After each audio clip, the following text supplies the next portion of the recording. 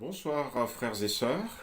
Voilà, heureux de savoir que vous êtes nombreux à l'écoute de la parole de Dieu. Nous sommes mardi et nous allons continuer notre petite série d'études sur les types de prières.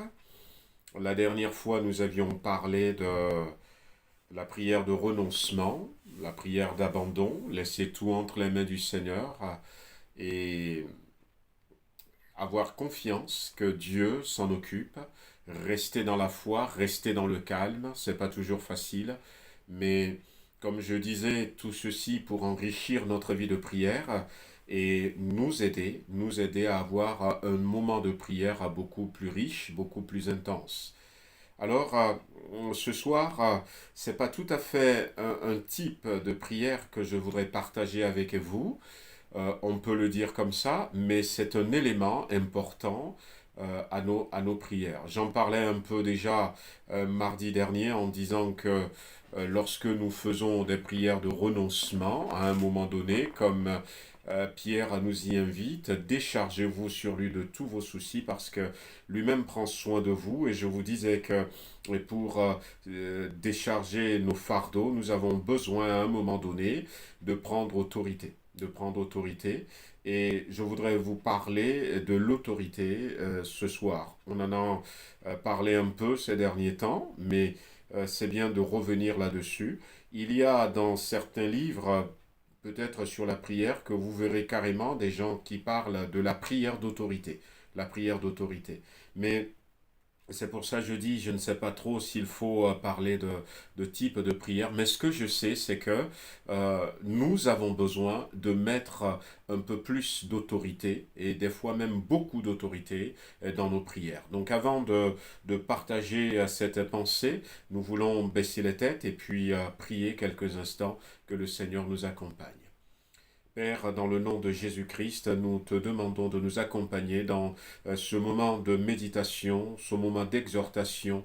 Nous voulons entendre de toi, nous voulons que le Saint-Esprit nous enseigne et nous voulons surtout que dans des moments comme ça, que nous puissions recevoir et mettre en pratique beaucoup plus tard et que les éléments qui manquent à notre vie de prière, nous puissions les saisir pour enrichir notre vie de prière. Bénis chacun d'entre nous, bénis-moi Seigneur, et bénisse tous ceux qui sont en train de visualiser cette vidéo dans le beau et précieux nom de Jésus. Amen.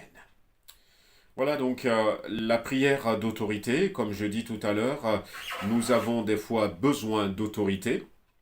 Besoin d'autorité. Imaginez, donc on a parlé récemment de David et Goliath, donc cet homme qui était là, imaginez que le peuple d'Israël à un moment donné commence à supplier Goliath, commence à lui dire sois gentil, vous pensez bien que ça ne va pas marcher parce que cet homme, il n'est pas là pour se laisser amadouer, se laisser attendrir. Au contraire, il était violent, il était méchant.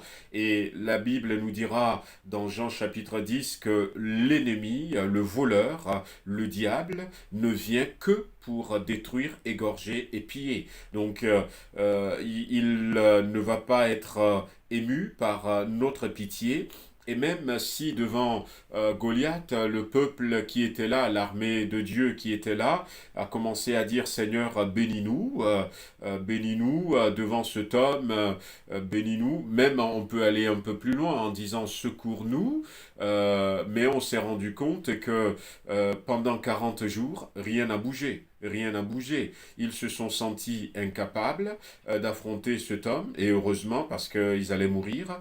Et c'est seulement quand David était venu, et on sait que c'est aussi par la grâce de Dieu, c'est peut-être la réponse de Dieu à ce désir, à ces prières silencieuses qui sont montées vers lui. Mais David va prendre autorité. David va prendre autorité. David va dire à Goliath, et il va pas être tendre avec Goliath, il va lui dire aujourd'hui je vais t'abattre, je vais te couper la tête. Voyez-vous, donc, et il y a des moments où en face de l'ennemi, nous avons besoin de prendre autorité. Et quand nous regardons dans la Bible, nous voyons qu'il va y avoir des démons, des gens qui ont été possédés par des démons, non pas une seule fois, plusieurs fois. À certaines personnes, Jésus va dire qu'il te soit fait selon ta foi.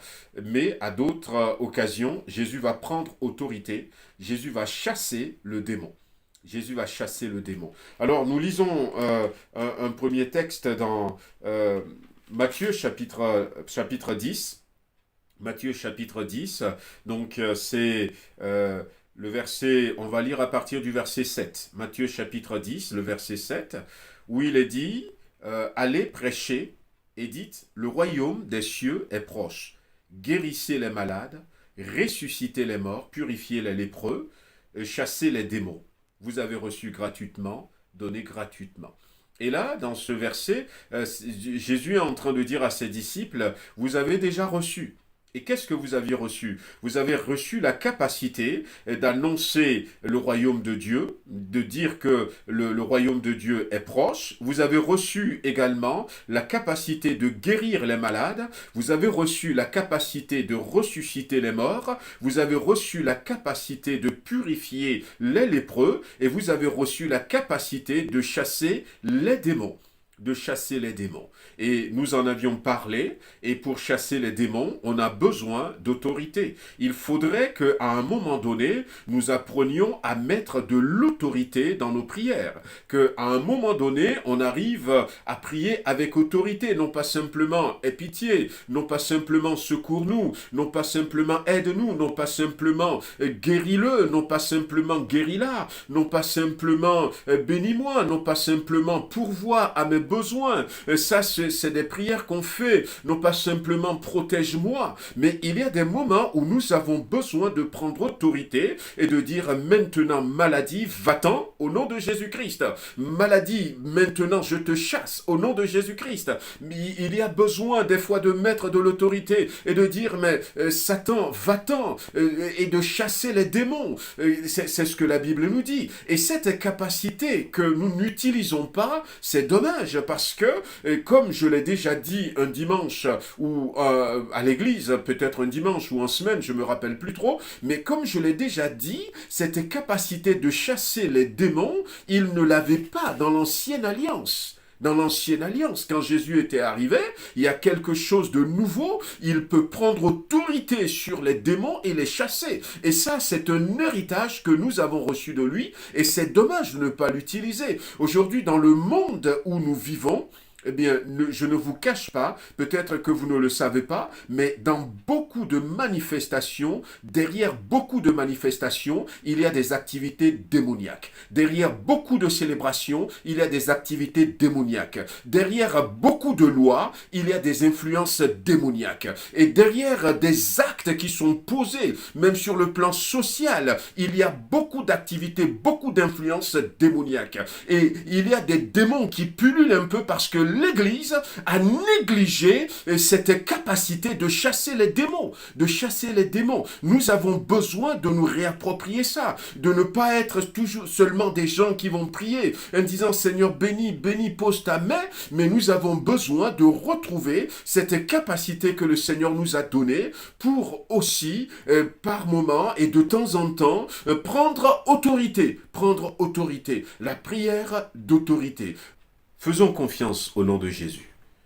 Réapproprions-nous l'autorité du nom de Jésus-Christ. Quand je vais dire au nom de Lolo, peut-être rien ne va d'ailleurs se passer, mais réapproprions-nous le nom de Jésus-Christ. Et chacun d'entre nous peut le faire. Malheureusement pour nous, c'est que l'Église a évolué de manière à ce que nous-mêmes, nous nous reposons sur des hommes.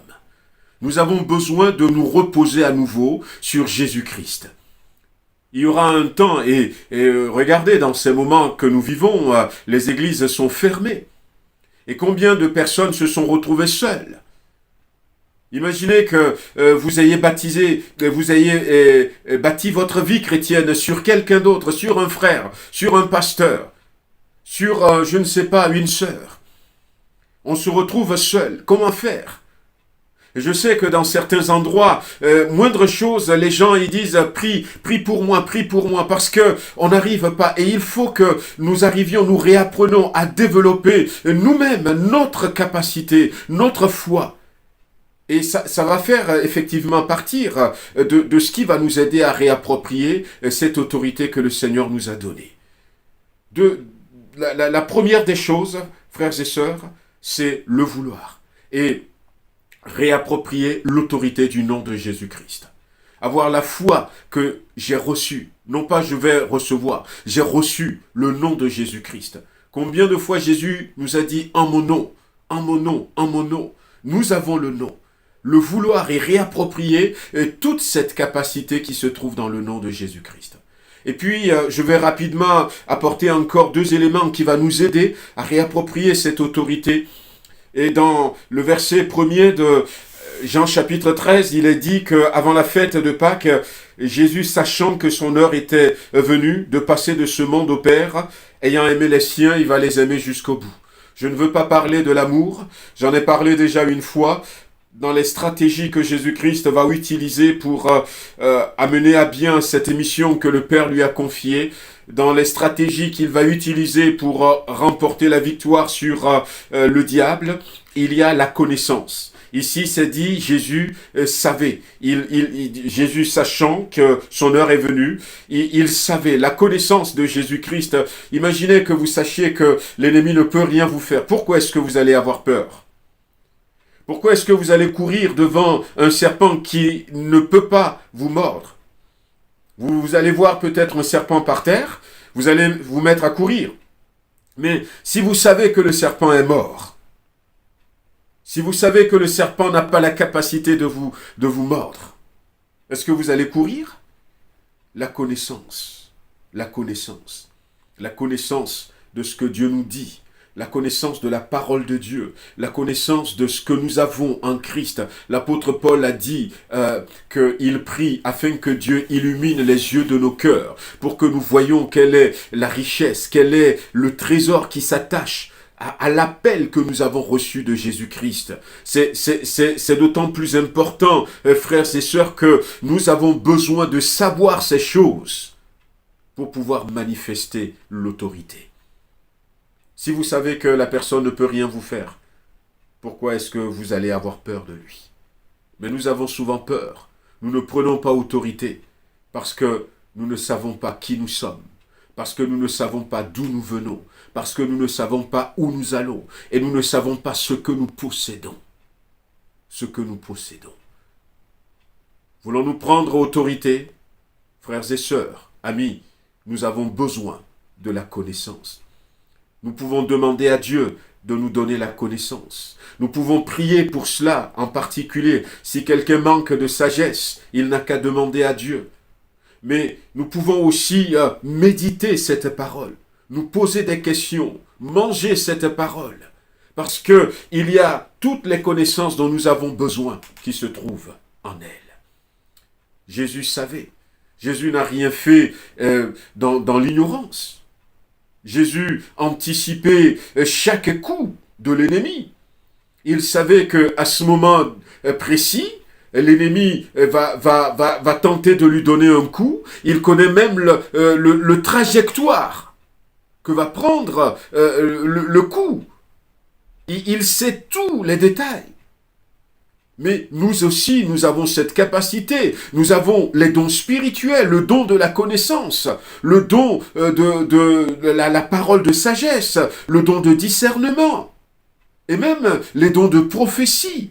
Et toutes ces choses, nous pouvons les mettre à profit pour acquérir une connaissance bénéfique qui va nous permettre, en ces temps, de ne pas rester ignorants des plans et de l'ennemi, mais qui va nous permettre de prendre autorité.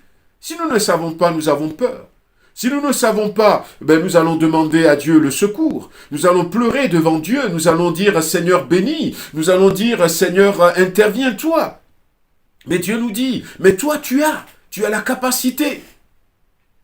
Tu as reçu le pouvoir de marcher sur le serpent, sur le scorpion. » Mais sauf que tu ne le savais pas. La connaissance.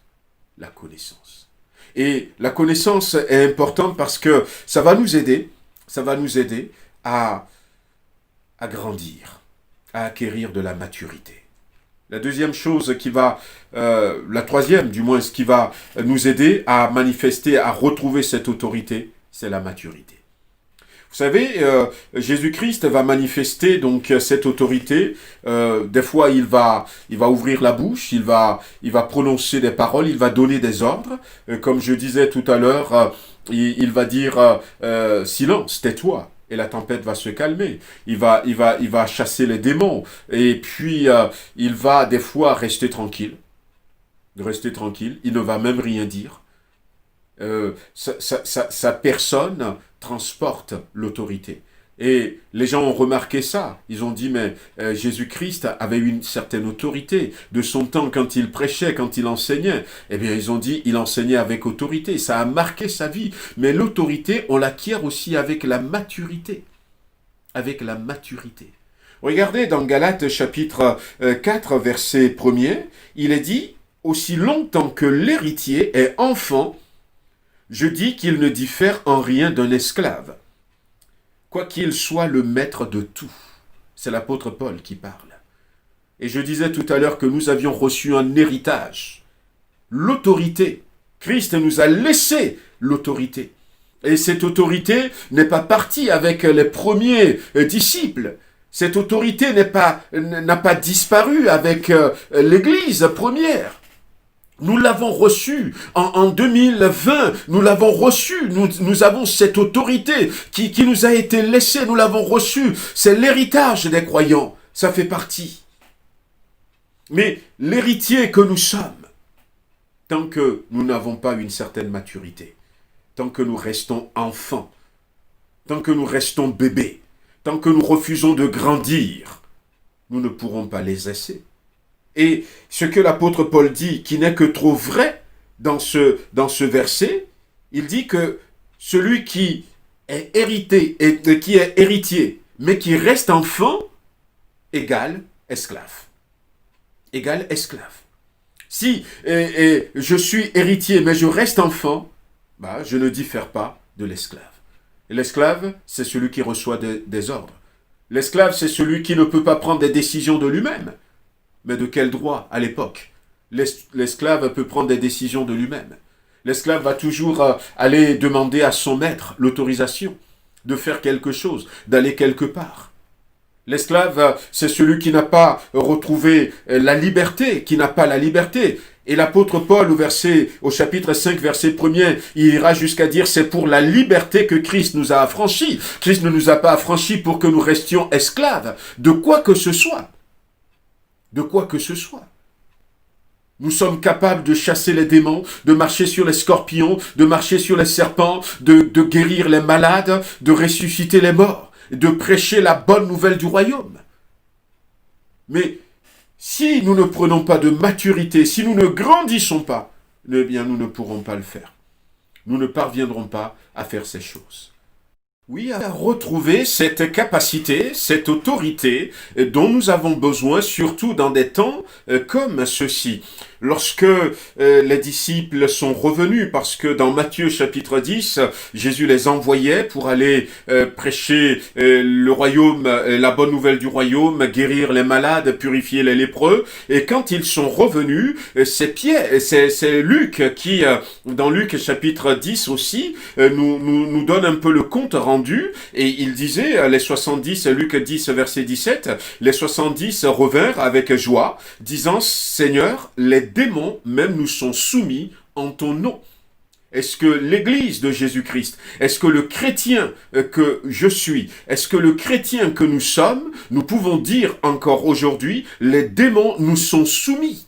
Et comment le dire? Si jamais nous ne prenons autorité sur les démons, si jamais nous n'essayons, comment est-ce que nous pourrons savoir si les démons nous sont soumis? Et j'avais cité la dernière fois ce verset dans Matthieu chapitre 16 verset 18 où Jésus a dit « Je bâtirai mon église, je bâtirai mon chrétien né de nouveau, je bâtirai mon enfant, mon garçon, ma fille, je le bâtirai de telle sorte que les portes du séjour ne l'emportent pas contre mes mes enfants, contre mon Église.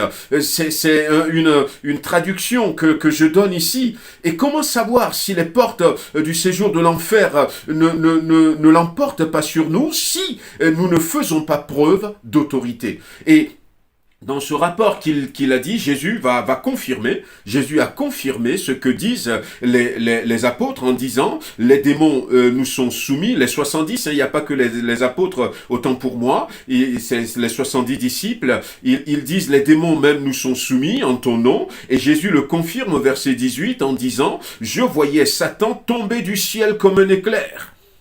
Et Jésus va continuer à dire, je vous ai donné le pouvoir de marcher sur les serpents et les scorpions et sur toute la puissance de l'ennemi, et rien ne pourra vous nuire. Et rien ne pourra vous nuire. Encore une fois, ça ne veut pas dire qu'on n'aura pas de soucis. Comme je disais la dernière fois, les soucis vont venir, mais nous allons dominer les soucis. Les soucis ne vont pas nous nuire. Et pas que les soucis. Ici, il s'agit du monde des ténèbres. Il s'agit du monde démoniaque. L'apôtre Paul nous dira, nous n'avons pas à lutter contre la chair et le sang, mais contre les dominations, contre les autorités, contre les puissances de ténèbres, contre tous ces démons qui sont là, et dont j'en parle, et qui sont en train d'influencer la vie de notre société. Nous luttons contre eux, et si nous ne réalisons pas que derrière ces mots qui nous minent, derrière ces comportements qui nous dérangent, peut-être au travers d'un frère, d'une sœur, au travers d'un comportement de quelqu'un qui n'est peut-être pas chrétien, des fois il peut y avoir des influences de l'ennemi. Et tant que nous n'utilisons pas cette capacité que le Seigneur nous a donnée pour prendre autorité, eh bien, nous ne pourrons pas dominer sur ces choses. Jésus ne les a pas contredits, autrement, Jésus va confirmer plutôt ce qu'ils disent en disant, je voyais l'ennemi tomber. Est-ce que dans notre génération, est-ce que dans mon quartier, est-ce que dans ma maison, l'ennemi tombe? Je voyais Satan tomber du ciel. Est-ce que l'ennemi tombe? Ou est-ce que l'ennemi est tranquille, à croiser les pieds et puis est dans le canapé parce que voilà, je ne prends pas d'autorité? J'aimerais, frères et sœurs, que nous puissions prendre autorité. Nous voyons pendant le combat que Josué faisait avec le peuple de Dieu, qu'à un moment donné, Josué va oser dire « Soleil, arrête-toi ». Alors nous lisons ces choses et puis nous ne nous arrêtons même pas. Nous voyons Jésus-Christ qui va dire à la tempête « Silence, tais-toi ». Mais nous avons reçu l'autorité avant de nous envoyer, comme Jésus l'a dit dans ce verset, « Voici, je vous ai donné le pouvoir de marcher sur les serpents, de marcher sur les scorpions. » Il ne s'agit pas des serpents que nous voyons, des serpents physiques. Il s'agit d'une analogie spirituelle, des scorpions sur toute la puissance de l'ennemi. Et rien ne pourra vous nuire. Est-ce que ma vie chrétienne, je domine sur ces choses? Avant de nous envoyer, il nous a donné ce pouvoir. Il va le redire dans Matthieu chapitre 28 en disant « Tout pouvoir dans le ciel et sur la terre m'a été donné. Voici, je vous envoie. Allez !» Allez. Revêtu de cette autorité, revêtu de ma puissance. Bien-aimés, nous avons besoin de mettre de l'autorité dans nos prières. Nous avons besoin, frères et sœurs, amis qui sont en train de visionner cette vidéo, de remettre de l'autorité dans nos prières. Et surtout dans des temps comme ceux-ci, nous avons besoin de reprendre autorité, de prendre autorité sur les démons, de réapprendre à chasser les démons. Oui, ça fait partie de ce que l'héritage que nous avions reçu. D'ailleurs, il n'y a pas que Luc qui en parle, il n'y a pas que Matthieu qui en parle. Dans Marc, on l'avait cité, Marc chapitre 16, frères et sœurs, ce chapitre, à la fin, ce que Jésus va dire à ses disciples, il va leur dire au verset 15, Marc 16, « Puis Jésus leur dit, allez par tout le monde, prêchez la bonne nouvelle à toute la création. Celui qui croira, qui sera baptisé, sera sauvé, mais celui qui ne croira pas sera condamné. Voici les miracles qui accompagneront ceux qui auront cru. » Les miracles qui vont nous accompagner. Le premier miracle, en mon nom, ils chasseront les démons. En mon nom, ils chasseront les démons. Voilà, c'est le premier miracle. Et puis ils parleront de nouvelles langues, ils saisiront des serpents, et s'ils boivent quelques breuvages mortels, il ne leur fera point de mal. Ils imposeront les mains aux malades, et les malades seront guéris. Et les malades seront guéris. Alors que le Seigneur nous donne de retrouver cette autorité. De retrouver cette autorité. Et comment retrouver cette autorité? Qu'est-ce qui va nous donner de pouvoir manifester cette autorité que le Seigneur nous a donnée? D'abord, le vouloir. D'abord, le vouloir. Dire que maintenant, je veux prendre autorité. Je veux prendre autorité. Et en plus, les disciples étaient revenus, ils ont dit, au nom de Jésus-Christ. Je vous avais raconté ce témoignage où il y avait 3 jeunes garçons qui...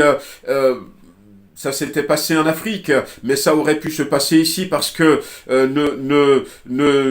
ne pensez pas qu'il n'y a pas d'activité démoniaque dans notre nation, hein, dans notre pays. Il y en a tellement. Et ça aurait pu se passer ici en France, mais ça s'était passé en Afrique où il y avait ces 3 garçons qui cherchaient une certaine puissance, qui cherchaient un certain pouvoir. On fait des choses avec des pentacles, tout ça. Et puis finalement, des démons leur ont donné rendez-vous.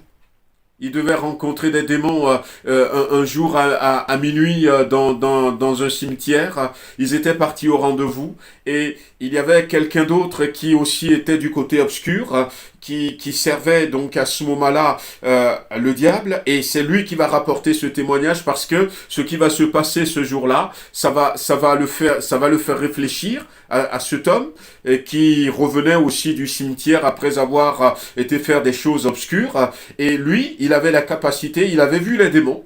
Il avait vu les démons, mais à ce moment-là, il était sur le plan démoniaque. Lui aussi, il était bien saint. Donc, je parle de ceinture. Il était bien saint et il savait que les démons ne pourront rien lui faire. Il était dans leur camp. Et quelque temps après, il a rencontré les 3 garçons qui allaient au rendez-vous qui vont rencontrer ces démons. Il leur avait d'ailleurs parlé en disant « Mais qu'est-ce que vous faites dans la nuit ?» Parce qu'il avait vu les démons au plus loin. Et les jeunes garçons ont répondu « C'est vous, monsieur, qui devez avoir peur parce que vous êtes seuls. Nous, on est 3. » Puis bon, il les a laissés. Et il racontait que quand ils ont vu les démons étaient tellement horribles qu'ils se sont mis à courir. Bon, dans ce domaine, il n'y a pas de pitié. Donc il a laissé faire, il n'a pas voulu secourir. Mais à un moment donné, quelques secondes après, les démons ont fait volte-face. Et les démons se sont enfuis. Et quand les démons s'enfuyaient, il a réussi à arrêter un démon en disant « Mais de quoi est-ce que vous avez peur? C'est des gamins. Vous avez peur des gamins ?» Et le démon a réussi à lui dire « On n'a pas peur d'eux, mais on a peur de celui que l'un d'eux a appelé à son secours. » Mais qui c'est qu'il a appelé à son secours? Et c'est comme s'il a été vidé de toutes ses forces, le démon, quand finalement il a prononcé le nom de Jésus. Effectivement, c'est ce qui était arrivé. Quand les démons, les gamins ont vu les démons, ils se sont encourus, il y en a un qui était tombé, et il a dit « Jésus, sauve-moi ». Et le simple fait de dire « Jésus, sauve-moi », le démon est parti. Tous les démons sont partis en courant, les 3. Oui, les disciples sont revenus en disant « Les démons nous sont soumis en ton nom ». Vouloir d'abord reprendre cette autorité. Ce n'est pas en ton nom que tu vas chasser les démons, mais c'est au nom de Jésus-Christ. Il est sous des tuteurs, des administrateurs, jusqu'au temps marqué par le Père. Et le temps marqué par le Père ici, ce n'est pas un chiffre, ce n'est pas 18 ans, ce n'est pas 20 ans, ce n'est pas 30 ans, le temps marqué par le Père. Le temps marqué par le Père, c'est un état d'esprit, jusqu'à ce que nous ayons l'autorité. Jusqu'à ce que nous ayons la maturité. Et, frères et sœurs, voyez-vous, moi je ne peux pas être mature à votre place. Et mon épouse ne peut pas être mature à ma place. C'est pour ça que personne ne peut grandir à la place de l'autre. Mais on peut grandir ensemble. On peut grandir ensemble. Et pour grandir ensemble, qu'est-ce qu'il faut? Eh bien, on va peut-être faire des choses ensemble. Mais chacun doit manger pour sa part. Chacun doit peut-être faire des efforts pour sa part. Chacun doit se nourrir pour sa part. Personne ne peut grandir à la place de l'autre. Et c'est important que nous puissions avoir des temps de prière. Non pas simplement 5 minutes de prière, non pas simplement 10 minutes de prière, des moments de prière. C'est important d'avoir des moments de méditation de la parole de Dieu. C'est important d'avoir des moments de louange et d'adoration. C'est important de se poser des questions, parce que si nous ne le faisons pas, peut-être que vous pensez que vous n'en avez pas besoin, mais vous n'allez pas grandir. Vous n'allez pas grandir. Mais sinon, vous allez grandir, mais vous allez être très faible, vous allez être, comment l'appelle-t-on, c'est comme des fois malheureusement, on voit des images, on voit des gens qui sont mal nourris, mais on voit des enfants peut-être qui ont 5 ans, on les voit comme des bébés de 1 an, 2 ans, parce que, eh bien, ils sont malnutris, ils sont mal nourris, ils ne sont pas assez nourris. Et spirituellement, combien sont dans cet état? Frères et sœurs, nous avons besoin de grandir par nous-mêmes et pour nous-mêmes. Des fois, on pense que on n'a pas besoin de prier tant que les autres prient pour nous. Non, nous-mêmes, nous avons besoin d'apprendre à passer du temps et à progresser dans notre vie de prière, à prendre du temps pour jeûner. Ça fait partie de ce qui fait grandir le chrétien, à jeûner pour nous-mêmes, sans attendre que l'Église demande un temps de jeûne. Nous avons besoin nous-mêmes de prendre notre Bible et de consacrer du temps à méditer. Et ce que, comme je l'ai dit tout à l'heure, et c'est vrai, nous avons besoin d'enseignement des autres, de ce que je suis en train de prêcher, de ce qu'est en train de prêcher d'autres hommes de Dieu. Nous pouvons nous nourrir de ces choses. Mais ce n'est pas suffisant. Ce n'est pas suffisant. Il ne suffit pas simplement de dire, ah mais tiens, la voisine là-bas, le voisin là-bas, il prépare un bon repas, comme ça sent bon, ah mais c'est très bien. Ou même de regarder à la télé les gens qui sont en train de préparer, ce n'est pas suffisant. Nous avons besoin, quand on entend ces paroles, de prendre ces paroles, de les manger, de les manger. Au début de ma conversion, je prie en même temps quand j'écoute la parole de Dieu. Parce qu'il y a des choses qui m'interpellent. J'ai mon carnet à la main. Et je marque des points. Et après, quand je rentre à la maison, pendant toute la semaine, le pasteur a dit ça. Et je vais prier par rapport à ça. Ah, le pasteur a dit ça. Je vais prier par rapport à ça. Le pasteur a dit ça. Je vais prier par rapport à ça. Et des fois, ça me prend des jours. Je prie parce que ce que le pasteur a dit, ce n'est pas simplement, une bonne prédication, c'est pour nous. Des louanges. J'avais mon carnet, on n'avait pas de vidéoprojecteur, ni de rétroprojecteur. On n'avait pas les paroles. L'équipe de louanges chante, mais j'essaie de recopier. Et il n'y avait même pas d'enregistreur. J'essaie de garder en même temps la mélodie, parce que dans la semaine, je veux reprendre cette louange pour louer le Seigneur. Et je grandissais. Et je grandissais. Frères et sœurs, la maturité. La maturité. Nous avons besoin, voyez-vous, donc, aussi longtemps que celui qui a reçu l'autorité reste en enfant, il ne peut pas l'utiliser. Mais à partir du moment où l'enfant va grandir, où il va acquérir de la maturité, il ne sera plus comme un esclave, mais c'est lui qui va donner les ordres à ses esclaves. Il peut aller chercher quelque chose dans le frigo, personne ne lui dira, mais de quel droit est-ce que tu es parti prendre une boisson? Personne ne lui dira, parce qu'il n'est plus bébé, il n'est plus enfant. Il peut dire, mais toi, va-t'en. Il peut exercer l'autorité. Je vais m'arrêter là pour ce soir, la prière d'autorité. Nous en avons besoin. Frères et sœurs, je reviendrai, je suis en train d'observer ce qui se passe, je suis à l'écoute du Seigneur, et je vois un peu les choses. Il y a des choses qui ne sont pas vraies, il y en a d'autres qui sont vraies. Ce qui est sûr, c'est que nous sommes à la fin des temps. Jésus va revenir, mais comme je l'avais déjà dit, je crois que nous allons devant des moments difficiles, des moments compliqués, Et nous avons aussi besoin de retrouver la prière d'autorité pour que le diable ne se moque pas de nous, que le diable ne s'amuse pas avec nous, mais que dans ces moments qui sont là devant nous, nous puissions dire « Va-t'en au nom de Jésus-Christ ». Que le Seigneur nous bénisse, que le Seigneur nous aide, moi aussi, chacun d'entre nous, à retrouver toute la capacité, toute